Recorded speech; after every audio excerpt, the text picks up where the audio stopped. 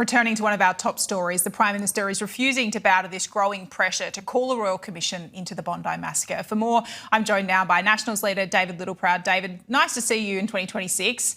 Give us an insight. Has there been discussion yet from the government to the opposition about bringing back Parliament this month?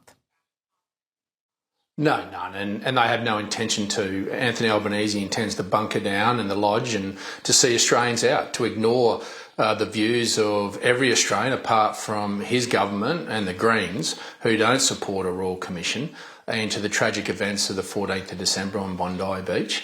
The reality is he intends to arrogantly and belligerently ignore the wishes of the Australian people and to try and cover it up with a quick review through the Richardson inquiry, which we have no issues with, but it's not broad enough and it won't have the ability to compel evidence across not just New South Wales. The New South Wales having a Royal Commission, but anti-Semitism isn't confined to New South Wales. It's across every state and territory in this country. We need to understand how our agencies are interacting, and only on the weekend we saw that there is some challenges between jurisdictions and between state and federal agencies in counter-terrorism. So why wouldn't we unearth what's happened in the lead up to this, the warning signs that were missed? The Prime Minister is running away from this because he knows he has culpability that lays at his feet for ignoring the warning signs that started after the 7th of October 2023. And they were very pronounced. They were on the steps of the Sydney Opera House when that imam spewed hate about celebrating the slaughter of innocent Israelis by a terrorist organisation, Hamas. And then we saw the escalation of violence and demonstrations here in Australia that culminated in the most egregious attack on Australia's sovereignty on the 14th of December, where innocent Australians were slaughtered. Now, if the Prime Minister wants to play politics, that is a reflection on him, not on the Australian people. He's out of touch, he's not listening, and the Australian people have stopped listening to him. We're seeing day by day a growing number of Australians add their voice to these calls for a Royal Commission. But from my reading of it, from people you talk to, it doesn't seem like there's a willingness from the Prime Minister to budge. Do we have to accept that that is the reality here, that it won't change? Well, we're not going to give up. We're going to go back to Parliament. We're going to prosecute the case. I mean, we do need to give answers to these families, but to the Australian community, our society has drifted. And for the government to say that they don't want to unmask the ugly side of anti-Semitism in this country, that's exactly what we need to do. Unless we're prepared to look ourselves in the mirror and have the courage to say that we've got it wrong, our society's drifted, and we need to do something about it, then we open ourselves up for this to happen again. And for the Prime Minister to belligerently just try and wait out Australians, I think ultimately they'll wait for him, all right.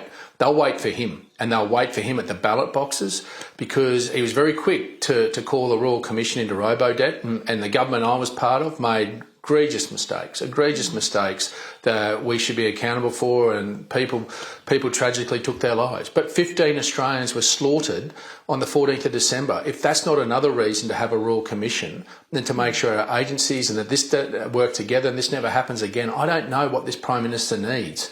But this is arrogant, it's belligerent, and it's ignorant to what the views and the anger and the fear that Australians are feeling when they're looking for leadership in this moment. In our nation's moment, the Prime Minister has missed his moment and he's let Australians down, and they won't forget it. David, you referenced there the opposition trying to force the government to have one on the floor of Parliament. Labor have the numbers in the lower house. In the Senate, it seems to me you would need to get the support of the Greens in order to force action in the upper house. Is it doomed to fail? At the moment, we haven't heard anything from the Greens as to whether they'd support an inquiry.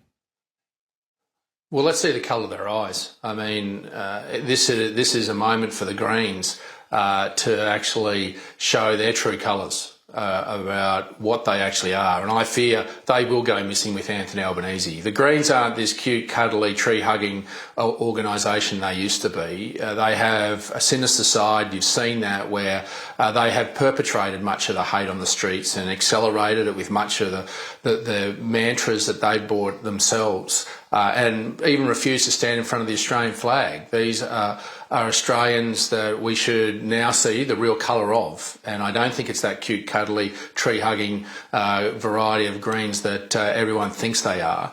But this will be a test for Larissa Waters And we want to see the colour of her eyes now, because this is a moment where the Australian Parliament can send a very strong message, and it'll determine whether the Greens are with Australia or against us. My colleague Cam Redden been reporting this morning that the government is considering bringing back Parliament this month, that there's talk that it could come back in the week of the 19th of January. Is the opposition in a position to come back and support those proposals that have been put forward? It does include that national gun buyback as well. We would have been there before Christmas. We made it very clear when Chris Minns could bring Parliament back early to move legislation around hate and gun laws that we didn't support, but he at least had the courage to bring his Parliament back and show leadership and action. We were ready to get on a plane then, and I think this Prime Minister has run away from it, and he's run away from the scrutiny of the culpability of his government, of what has happened since the 7th of October 2023. So we stand ready. I can get on a plane, I can be in Brisbane in under 3 hours, and on a plane, the next plane to Canberra can be there today. We've made that very clear, and opposition stands ready to come back and to be part of reforms and legislation that we need to protect our nation and to get our society back on track. Have you been given any briefings from the government on those proposed pieces of legislation? I imagine they're not going to sit for very long. They're going to want to try and get this through fast. Has there been any sort of forewarning as to what might be coming? No, not to me. I haven't reached out to the National Party in any way, shape or form, but we stand ready and constructive in any dialogue. But I think it's also important that it shouldn't be a take it or leave it attitude from this government. They've proven that much of the legislation they brought through in the last term wasn't robust enough, and they should be open to constructive criticism and engagement in strengthening laws that they bring forward if they bring forward any legislation. I think that's the environment that Anthony Albanese needs to create if he's going to bring back the Parliament. It shouldn't be a take it or leave it attitude. It should be, let's make this and get this right, and this is our opportunity to do it. On another matter to finish, David, you're criticising the government today for failing to provide a key transparency measure for families when it comes to groceries. Explain what you're thinking here. Well, look, we've had plenty of reviews, many of which the government has been embarrassed into around the cost of living crisis and what the supermarkets are doing, not just to farmers, but to consumers. And we've had recommendation after recommendation to the ACCC. One of those tools was around dynamic pricing to ensure that consumers were better equipped with information, not just around pricing, but around shrinkflation. And that also feeds into giving the ACCC the tools to be able to police these supermarkets. And this government has promised a lot but delivered nothing. Those first reviews started back in 2023 and we're still waiting. And the penalties that they put in place aren't a deterrent for these supermarkets. If you want to change the culture, you need to be able to give the tools to the ACCC to be able to act and to give the speeding tickets that have real teeth, not up to $198,000 in infringement notice. They'll pull that out of a till in Sydney or Melbourne to pay a cost of doing business. It needs to be a $2 million infringement notice, and then ramping up to divestiture. That'll change the culture of supermarkets in protecting farmers, but also consumers, particularly when tonight there'll be Australians that can't afford to put dinner on the table. We've got a Prime Minister that's been beholden to the CEOs of Coles and Woolworths rather than the Australian people. Nationals leader David Littleproud, always appreciate your time. Thank you. Thanks for